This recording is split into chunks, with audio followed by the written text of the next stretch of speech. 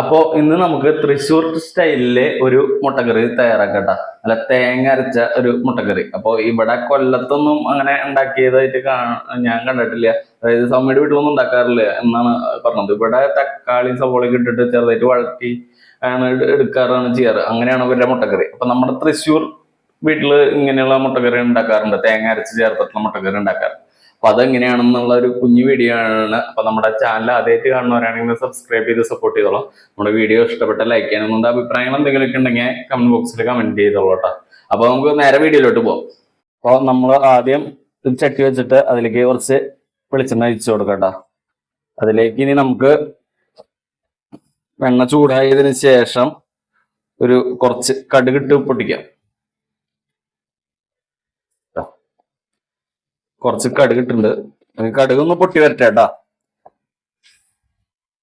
ഇനി അതിലേക്ക് നമുക്ക് സബോള ചേർത്ത് കൊടുക്കാം കേട്ടോ. നമ്മൾ കുനുകുനായിട്ട് ചോപ്പ് ചെയ്ത് വെച്ചിട്ടുള്ള സബോള നമുക്ക് അതിലേക്ക് ചേർത്ത് കൊടുക്കാം.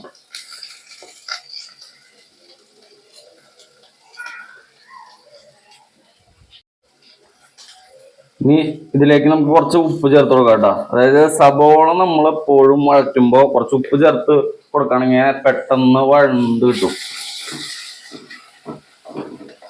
ഇതൊക്കെ ഓരോരുത്തര് എന്താ പറയണേ, അമ്മയും സൗമ്യൊക്കെ കുക്ക് ചെയ്യുമ്പോ അങ്ങനെ ഒക്കെ ആയിട്ട് പഠിച്ചിട്ടുള്ള കേട്ടാ. അതുകൊണ്ടൊക്കെ കേട്ടാ ഈ ടിപ്പൊക്കെ പറഞ്ഞു തരുന്നത്.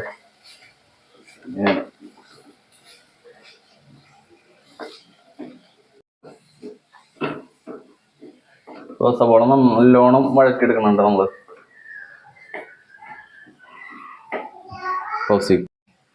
ഇനി നമ്മൾ ഇതിലേക്ക് ചേർക്കുന്നത് പച്ചമുളക് വെളുത്തുള്ളിയും കൂടിയിട്ട് അരച്ചിട്ടുള്ള പേസ്റ്റ് ആട്ടാ. ഇഞ്ചിയും പച്ചമുളക്, ഇഞ്ചി, വെളുത്തുള്ളി അത് മൂന്നും ചേർത്തിട്ട് അരച്ചെടുത്ത പേസ്റ്റ് ആട്ടാ ഇതിലേക്ക് ചേർക്കണത്. ഇനി അതും കൂടി ചേർത്തിട്ട് നമുക്ക് നല്ലോണം വഴറ്റിയെടുക്കാട്ടാ. ഇനി ഇതിലേക്ക് നമുക്ക് തക്കാളി പേസ്റ്റ്, ഞാൻ 2 ചെറിയ തക്കാളി ആട്ടാ. വലിയ തക്കാളി ആണെങ്കിൽ ഒരെണ്ണം മതിയാവും. അപ്പൊ അത് നല്ലോണം പേസ്റ്റ് ആയിട്ട് അരച്ചെടുത്തിട്ടുണ്ട്. അപ്പൊ അതും കൂടി ചേർത്തിട്ട് നല്ലോണം മിക്സ് ചെയ്ത് കൊടുക്കുക. നമ്മൾ നല്ലോണം മിക്സ് ചെയ്ത് എടുത്തിട്ടുണ്ട് കേട്ടോ. അപ്പൊ സൗമ്യക്കൊന്നും അറിയത്തില്ല കേട്ടോ. സൗമ്യൊക്കെ ഞങ്ങളുടെ വീട്ടിലെ തൃശ്ശൂർ വന്നിട്ടാ ഇങ്ങനെയുള്ള മുട്ടക്കറിക്ക് വെച്ചു തുടങ്ങിയത്. അപ്പൊ തൃശ്ശൂർ ഓരോ സ്ഥലത്ത് ഓരോ രീതിയിലായിരിക്കും. എൻ്റെ വീട്ടില് ഈ ഒരു രീതിയിലാണ് വെക്കാറ്. ഇനി നമുക്ക് പൊടികൾ ചേർത്ത് കൊടുക്കാം കേട്ടോ. അപ്പൊ ആദ്യം നമ്മളൊരു 1/4 സ്പൂണോളം മഞ്ഞൾപ്പൊടി ചേർത്ത് കൊടുക്കുന്നുണ്ട്. പിന്നെ നമുക്ക് വേണ്ടത് മല്ലിപ്പൊടി കേട്ടോ. അപ്പോൾ മല്ലിപ്പൊടി നമുക്കൊരു 2 സ്പൂണോളം വേണം. ഇത് നമ്മളിപ്പോൾ കവറിൽ നിന്ന് പൊട്ടിച്ച് പാക്കറ്റിലാക്കി ചെപ്പിലൊന്നും ആക്കി വെക്കാത്തതേ, നമ്മൾക്ക് ഇനി തിരിച്ചു പോകാനുള്ളത് കാരണം ഇതൊക്കെ ബാക്കി പിന്നെ വേസ്റ്റായി പോകുമല്ലോ എന്ന് വിചാരിച്ചിട്ടാ. അപ്പോൾ ബാക്കി ഉണ്ടെന്നുണ്ടെങ്കിൽ അത് നമുക്ക് മറ്റോണം ചെപ്പിലൊക്കെ ഇട്ട് വെച്ചാൽ ചിലപ്പോൾ പൂത്ത് പോയാലോ എന്ന് വിചാരിച്ചിട്ടാ. അപ്പോൾ മല്ലിപ്പൊടി ഒരു 2 സ്പൂണോളം ചേർത്ത് കൊടുക്കുന്നുണ്ട് കേട്ടോ. മഞ്ഞൾപ്പൊടിയുടെയും മല്ലിപ്പൊടിയുടെയും ആ പച്ചമണം മാറി വന്നതിന് ശേഷം നമുക്ക് ഇനി മുളക് പൊടിയും കൂടി ചേർത്ത് കൊടുക്കണം കേട്ടോ. അപ്പൊ ഇവിടെ നല്ല എരിവുള്ള മുളക് പൊടി കേട്ടോ. അപ്പൊ ഒരു സ്പൂണൊക്കെ ചേർത്താൽ മതിയാവും.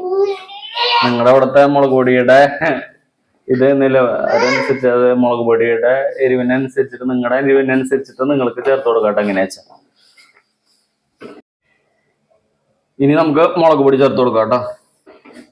ഇനി മുളക് പൊടിയുടെയും കൂടി പച്ചമണം മാറുന്നത് വരെ നമ്മൾ നല്ലോണം മിക്സ് ചെയ്ത് കൊടുക്കാം കേട്ടോ. അപ്പൊ ഒന്നുകൂടി പറയാം, നമ്മുടെ ചാനൽ ആദ്യമായിട്ട് കാണുന്നവരാണെങ്കിൽ ഒന്ന് സബ്സ്ക്രൈബ് ചെയ്ത് സപ്പോർട്ട് ചെയ്തോളൂ കേട്ടോ. നമ്മുടെ വീഡിയോസ് ഇഷ്ടപ്പെട്ടാൽ ലൈക്ക് ചെയ്യാനും അഭിപ്രായങ്ങളൊക്കെ എന്തെങ്കിലുമൊക്കെ ഉണ്ടെന്നുണ്ടെങ്കിൽ കമന്റ് ബോക്സിൽ കമന്റ് ചെയ്തോളൂ കേട്ടോ.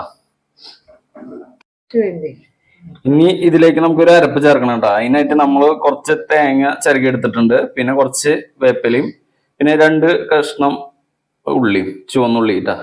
നമ്മുടെ കൊല്ലത്തൊക്കെ കൊച്ചുള്ളി എന്ന് പറയാ. അപ്പൊ അതും കൂടി ഇനി ചേർത്തിട്ട് മിക്സിയുടെ ജാറിലൊന്ന് അരച്ചെടുത്തിട്ട് വരാം. നമ്മൾ തേങ്ങ അരച്ച് ചേർക്കാം കേട്ടോ. നല്ലോണം മിക്സ് ചെയ്ത് കൊടുക്കണം കേട്ടോ. ഇനി ഇതിലേക്ക് നമ്മൾക്ക് ചൂടുവെള്ളം കൂടി ചേർത്ത് കൊടുക്കണം.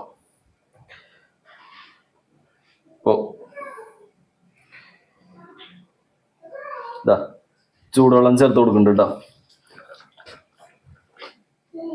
നമുക്ക് ഇതിലേക്ക് കുറച്ച് കുരുമുളക് പൊടി കൂടി ചേർത്ത് കൊടുക്കാം കേട്ടോ.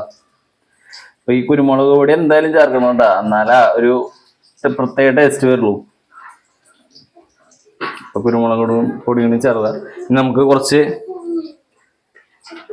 വേപ്പിന്റെ ഇലയും കൂടി ചേർത്ത് കൊടുക്കാം കേട്ടോ.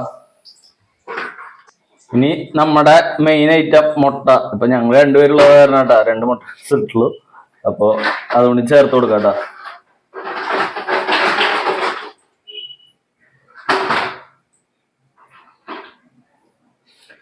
ഇനി അതൊരു ചെറുതായിട്ടൊരു തിളക്ക് വരട്ടെ. അതൊരു വെയിറ്റ് ചെയ്യാം. അത് കഴിഞ്ഞിട്ട് നമുക്ക് ഉള്ളി കാച്ചിയത് ഒഴിച്ചു കൊടുക്കണം.